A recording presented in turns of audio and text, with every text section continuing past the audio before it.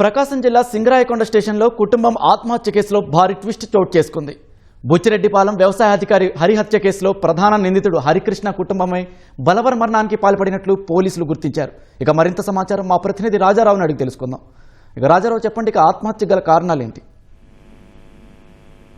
కుమార్, నెల్లూరు జిల్లా బుచ్చిరెడ్డిపాలెం వ్యవసాయాధికారి శ్రీహరి ఈ హత్య కేసులో హరికృష్ణ నిందితుడిగా ఉన్నారు. ఈ సంబంధించి అంటే బావమర్దులు ఇద్దరు, వీరిద్దరి మధ్య కూడా మంచి సంబంధాలు, ఆర్థిక లావాదేవీలు కూడా కొనసాగాయి. ఇటువంటి పరిస్థితుల్లో ఈ ఆర్థికంగా శ్రీహరి అంటే వ్యవసాయ అధికారి తన ఆస్తిపాస్తులన్నిటి కూడా హరికృష్ణ పేరుతో ఇవ్వడం అనేది జరిగింది. ఈ ఇటీవల ఇల్లు నిర్మాణం చేసుకుంటానే ఉద్దేశంతో 80 లక్షల రూపాయలు నగదు అడగడంతో ఇద్దరి మధ్య ఈ ఆర్థిక గొడవలు అనేవి వచ్చాయి. ఇటువంటి పరిస్థితులలో ఈ శ్రీహరిని పెంచులు కూడా తీసుకెళ్తూ మార్గ మధ్యంలో ఒక విష ఇంజెక్షన్ ఇచ్చి అక్కడ గుండెపోటుగా చిత్రీకరించారు. దీని మీద కుటుంబ సభ్యులు కూడా ఇది గుండెపోటుగానే కొంత నమ్మారు. తర్వాత ఉద్యోగులు కూడా పోలీసులకు ఆ సమయంలో ఫిర్యాదు చేస్తే ముఖం మీద, శరీరం మీద ఉన్న గాయాలు చూసి ఇది హత్యగానే అనుమానించాల్సి వస్తుందని చెప్పి ఉద్యోగులు కూడా కుటుంబ సభ్యులకి, పోలీసులు కూడా ఫిర్యాదు చేసినప్పటికీ పోలీసులు దీని మీద వేగంగా స్పందించలేదు. అంటే పోస్ట్ మార్టం కూడా చేయకుండానే పోలీసులు వదిలేశారు. దాంతో బంధువులు అంటే ఈ శ్రీహరి మృతదేహాన్ని హరికృష్ణ అనుమానం రాకుండానే సహజంగా వీరు పూడ్చిపెట్టడం అనేది జరుగుతుంది. కానీ అటువంటి ఏమి లేకుండానే దీన్ని దాన సంస్కారాలు కూడా చేశారు. అంటే బాడీ లేకుండా చేయడంతో కేసు లేకుండా ఉంటుందనే ఉద్దేశంతో కొంత ధైర్యంగా ఉండిపోయాడు హరికృష్ణ. అయితే ఇదంతా అయిన తర్వాత ఒక వీడియో కూడా విడుదల చేశాడు. తనకు ఆస్తి పోస్టులన్నీ కూడా తనయేనండి, తన కుటుంబ సభ్యులకు, భార్య పిల్లలకి తన ఆస్తి మొత్తం ఇవ్వాలని కూడా ఒక వీడియో, సెల్ఫీ వీడియో విడుదల చేశాడు.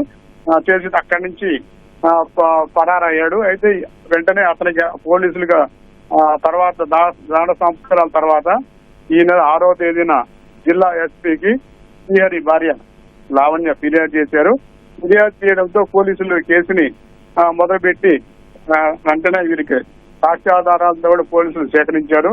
జిల్లా ఎస్పీ వేగండ్ల దీని మీద సీరియస్ గా కూడా తీసుకుని వేగంగా స్పందించడంతో ఈ కేసు కూడా బలంగా నడిచింది. వెంటనే సంబంధించిన పోలీసు అధికారుల వైఫల్యం ఉన్నట్లుగా గుర్తించి దాదాపు 23 మందిని సిబ్బందిని మొత్తాన్ని కూడా కొందరిని విఆర్ లో ఉంచారు. కొందరిని మొత్తం అందరినీ కూడా బదిలీ చేయడం అనేది జరిగింది. అప్పుడు పనిచేసిన పోలీసులు అందరి మీద కూడా విచారణ ఇంకా కొనసాగుతూ ఉన్నది. ఇటువంటి పరిస్థితులలో ఈ హరికృష్ణ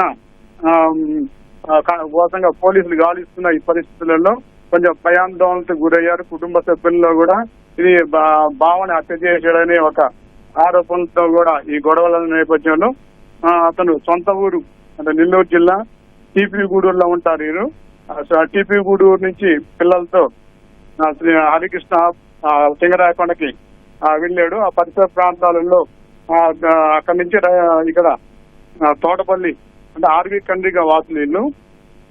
అంటే హరికృష్ణ ఇక్కడ సింగరాయకొండలో రైలు కింద పడి ఇద్దరు పిల్లలు హరికృష్ణ దంపతులు ఆత్మహత్య చేస్తున్నారు.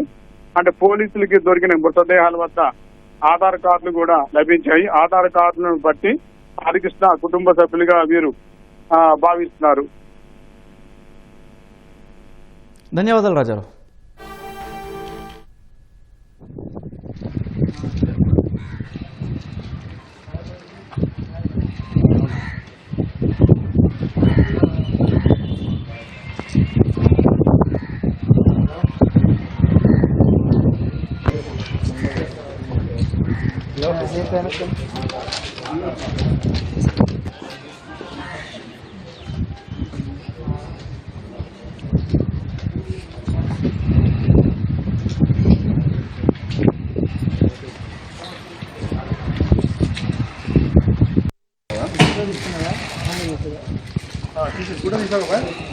సతీష్